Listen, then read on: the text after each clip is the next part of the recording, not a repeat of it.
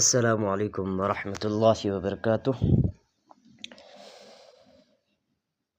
بسم اللہ الرحمن الرحیم۔ آج ہے ہمارا مشکوٰۃ المصابیح کتاب الایمان کی حدیث نمبر 11۔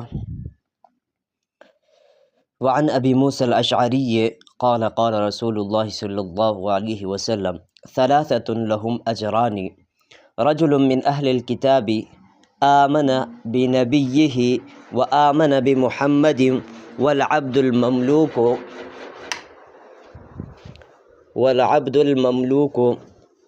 اذا ادى حق اللہ وحق موالیہ ورجل كانت عنده امة يطأها فأدبها فأحسن تأديبها وعلمها فأحسن تعليمها ثم أعتقها فتزوجها فله أجران متفق علیہ۔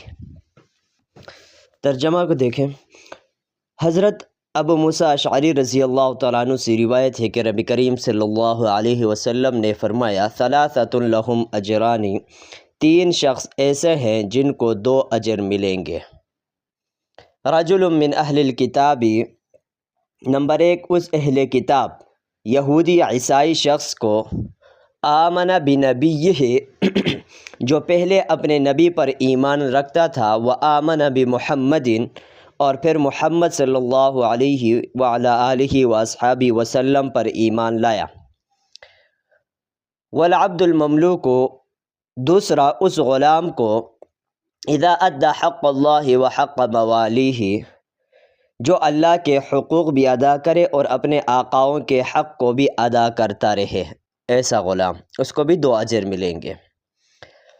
ورجل كانت عنده امة يطأها فأدبها فأحسن تأديبها وعلمها فأحسن تعليمها،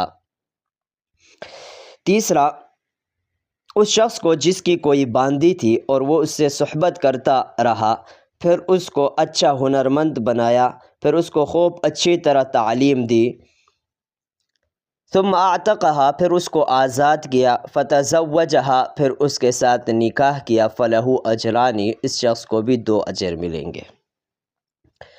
اب آتے ہیں سب سے پہلے موسیٰ الاشعری رضی اللہ تعالیٰ عنہ کے بارے میں کہ یہ جلیل القدر صحابی ہے، مکہ مکرمہ میں اسلام قبول کیا، پھر حبشہ کو ہجرت کی، پھر اہل سفینہ کے ساتھ اس وقت مدینہ منورہ تشریف لائے جب 7 ہجری کو حضور علیہ السلام غزوہ خیبر میں جا چکے تھے۔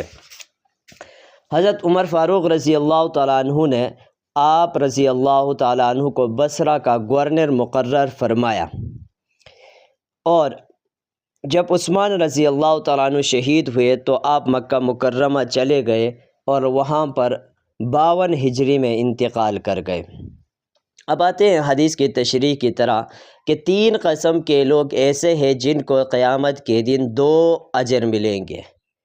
ایک، من اہل الکتاب آمن بنبیہ وآمن بمحمد، یعنی نمبر 1 وہ شخص جو پہلے کسی ایک اہل کتاب نبی پر ایمان رکھتا تھا، عیسائی تھا یعنی عیسیٰ علیہ السلام پر ایمان رکھتا تھا، یا یہودی یعنی حضرت موسیٰ علیہ السلام پر ایمان رکھتا تھا، پھر حضور علیہ السلام نے نبوت کا دعویٰ کیا، نبوت کے دعویٰ کرنے کے بعد وہ شخص حضور علیہ السلام پر ایمان لایا، تو گویا کہ وہ شخص کیا ہے، 2 نبیوں کو مانا، ایک حضرت موسیٰ یا حضرت عیسیٰ علیہ السلام کے اوپر ایمان لانے کی وجہ سے 1 اجر وہ ملا، اور دوسرا محمد علیہ السلام کے اوپر ایمان لانے کی وجہ سے دوسرا اجر ملا۔ اور دوسرا وہ شخص یعنی جو کیا ہے، دوسرا وہ غلام جس کو بھی 2 اجر ملے، وہ کیا کرتا ہے، وہ غلام اپنے آقا کی خدمت بھی پوری ایمانداری کے ساتھ کرتا ہے، ایمانداری کے ساتھ اپنے آقا کی خدمت کرنے کے بعد پھر اللہ تعالیٰ کی عبادت بھی کرتا ہے، تو ایسے غلام کو بھی 2 اجر ملیں گے، ایک اپنے آقا کی خدمت کو ایمانداری کے ساتھ کرنے سے، اور دوسرا اللہ تعالیٰ کی عبادت کرنے سے 2 اجر ملیں گے۔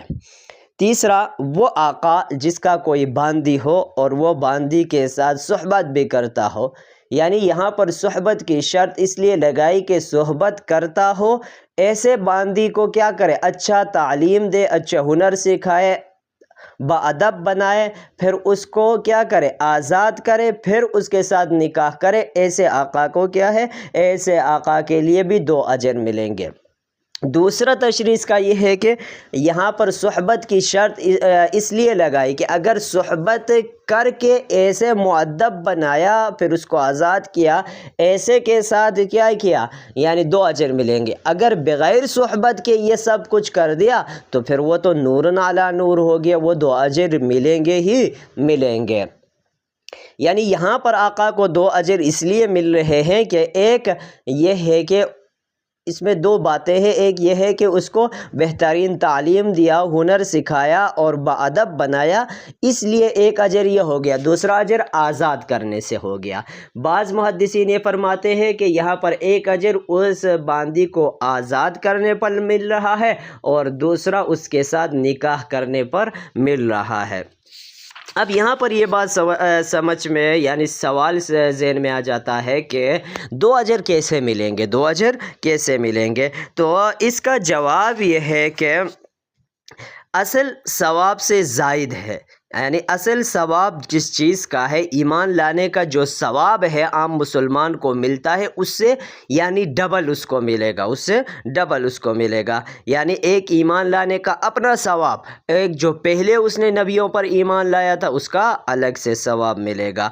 تو یہ بات ہو گئی۔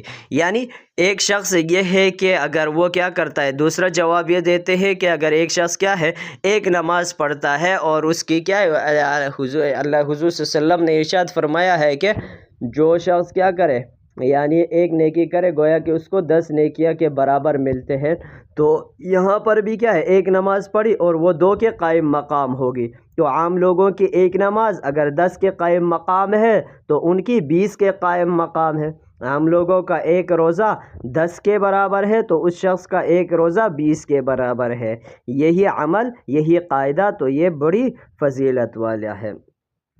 تو اللہ رب العزت سے ہم یہی دعا کرتے ہیں کہ اللہ رب العزت ہمیں بھی ان لوگوں میں شامل کر دے۔ اب ہمیں ان لوگوں میں کیسے شامل کرے گا؟ یہ اس وقت شامل ہوں گے جب ہمارے ماتحت لوگ ہوتے ہیں، جیسے ہمارے ملازم ہوتے ہیں یا ہمارے گھروں میں کام کاج کرنے کے لیے مزدور طبقہ آتا ہے، اگر ہم ان پر رحم کریں، ان کے ساتھ صلہ رحمی کا معاملہ کریں، ان کے معاوضہ ان کو وقت پر دے دیں، ٹال مٹول نہ کریں، تو انشاءاللہ ہم بھی ان لوگوں کے لکھائی میں آ جائیں گے۔ امید ہے آج کی حدیث بھی آپ کو سمجھ میں آ گئی ہوگی۔ السلام علیکم ورحمۃ اللہ۔